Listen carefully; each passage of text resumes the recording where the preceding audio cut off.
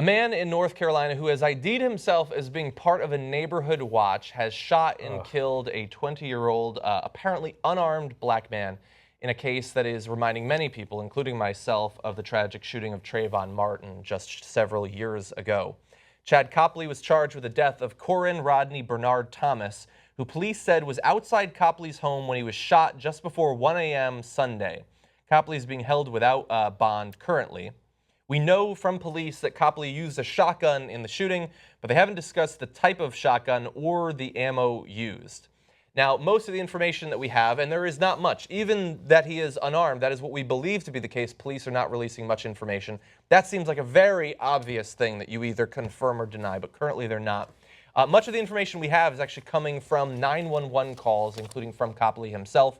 So we have several of those. They're several minutes long, but they really give you an idea of the frame of mind of this guy before he goes out and shoots Kouren. So here is the first 911 call for you. 911, what's the address of your emergency? It's Timberleaf Lane. We've had a bunch of hoodlums out here racing. I am off the road and I'm going outside to secure my neighborhood. You need to send TV as quickly as possible. I'm sorry, you're going out to do what the neighborhood, sir? I'm going to secure my neighborhood. I'm on neighborhood watch. I'm going to have the neighbors with me. There's hoodlums out here racing up and down the street. It's 1 o'clock in the morning. They're shouting vandalism. They have firearms. And we're going to secure our neighborhood. If I were you, I'd send TV as quickly. Okay, sir, can you tell me what Single Leaf runs off of? It's Single Leaf Lane in Raleigh, North Carolina. Right, sir, can you give me numerics on Single Leaf or an intersection? Negative, ma'am. It's on Single Leaf, Raleigh, North Carolina. PD nowhere for that. Thank you. So he's at his home, but can't confirm the actual address where this is happening. But we have more for you in just a second. But he says, I'm locked and loaded. I'm going outside to secure my neighborhood. You need to send PD as quickly as possible. Right. He's in the neighborhood watch. He can't even tell you what street to turn on either. I mean, exactly, yeah. You know. Maybe watch the actual physical neighborhood a little bit more, the geography of it, right. And not just the black guys that are outside of your home. But before we do our commentary, I want to give you the rest of the 911 call. Because unfortunately, I believe both of these sections come after the shooting has actually happened. 911, location emergency. Someone just got shot. He stopped talking. He stopped responding. He's on the phone. What's the location where you're at? Single Leaf. Someone shot him out of his house. Can you repeat that location again for me? Single Leaf Lane. Okay, and what is your name, sir? Hello? 911, what's the location of your emergency? 3536 Single Leaf Lane. Just repeat that, make sure I'm sending help to the right place. I'm sorry, what? Ma'am. Somebody's down at your... Okay, repeat the address, make sure I'm sending help to the right place. 3536 Single Leaf Lane. And what is your name? What's the phone number you're calling me from? Tell me exactly what happened. I don't know. I'm upstairs with our children. Oh, hold on. Oh, yes. Yes, can you tell me exactly what happened?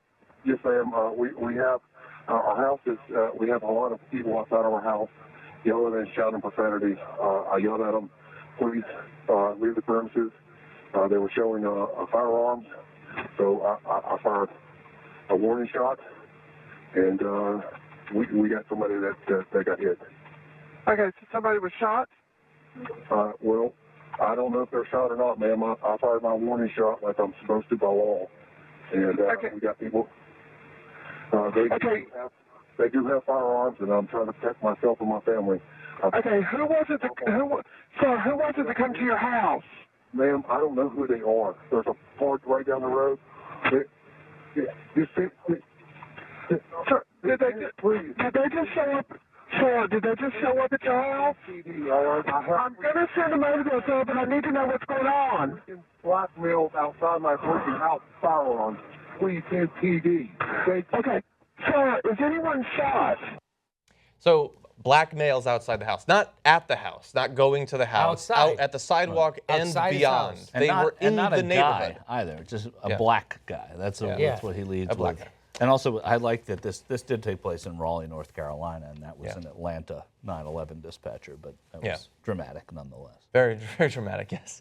Yeah, so, and by the way, he says, I fired a warning shot, which I'm required to by law. I don't know the particular law in that area. I don't think you're supposed to be shooting your gun in the first place. You're now, I know required to shoot your gun. If you see something suspicious, you start required firing. to go home and get your gun and start shooting in the air. I saw squirrels, I shot in the air. Right. So I know a little bit about shotguns. I know that they can hit a cone.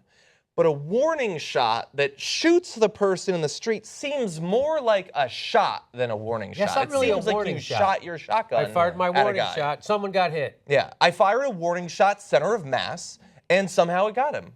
Right. Weird how that works out. And so you hear it in his voice and in the faux military terminology, him attempting to sound like a badass. I'm locked and loaded. I'm going outside to secure my neighborhood. So there's a party going on.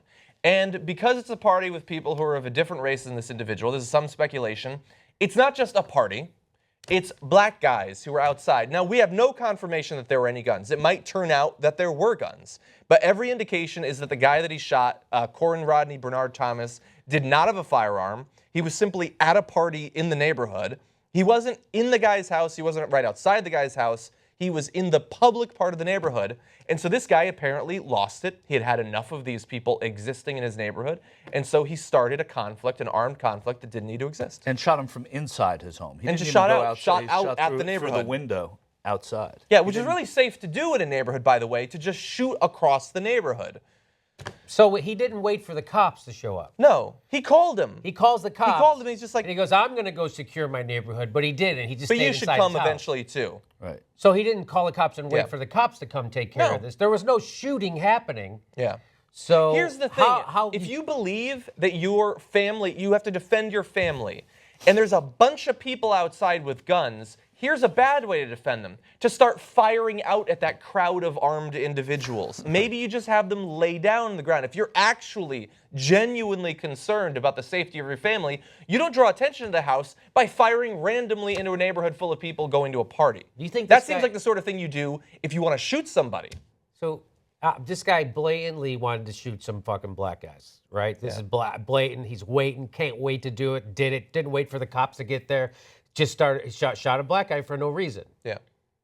How are they going to find a way to not put him in jail? I don't know yet. But I'm We pretty have sure very they're little going to find a information. way. I think they're going to come up with something. They're going to come up with a way to not put that guy in jail. Yeah. And Well, by he the was- way, very important piece of additional information. Oh, what were you going to say? Well, I was just going to say he was on a neighborhood watch. And they're not sure if the neighborhood watch that he was part of was officially registered. Again. Oh, no, I have information about that, actually. do you? That's Yeah, what you're it's, gonna all, do? it's all BS. So Please. the Homeowners Association that he's referring to says, the association is mainly concerned with covenant enforcement and social functions, like mowing the front entrance and fixing things. We do not give residents police powers at all. The Homeowners Association has certain responsibilities and obligations, and none of that can be construed as law enforcement.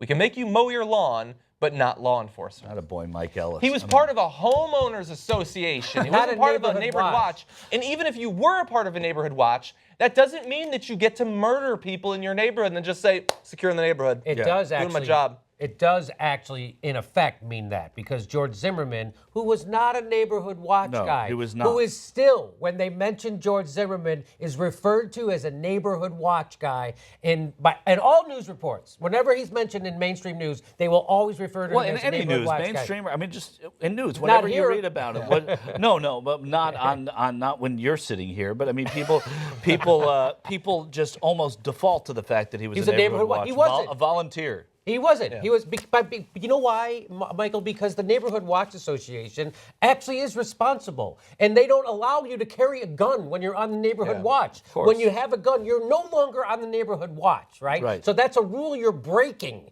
on the neighborhood watch. Right, you're off the club. You're out of the club. You're out of the club. Yeah. You're out of the neighborhood watch club. So that's Right. not. You're not. You're supposed to watch and then call watch. the police. Call the cops. Not Which watch. he get gets your- that part, Yeah. but that's not fun enough. Right, and he gives a command to the cops. You better get over here. And he hangs up on the cop. Did you hear that? No, What a badass. He didn't even go outside. A complete wimp, this guy. A wimpy murderer. That's who this guy is. He's a wimp. I don't know. It would be, it seems fair enough to say, probably a racist too.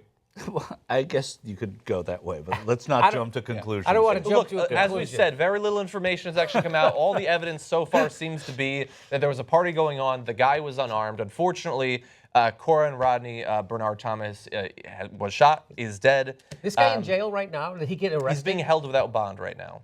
Oh, that's good. So At least that's happening. That's different than with the George George Zimmerman. Zimmerman. Yes. George Zimmerman got which punched in the face There were recently. legal consequences only after the national media started to make a big deal out of it.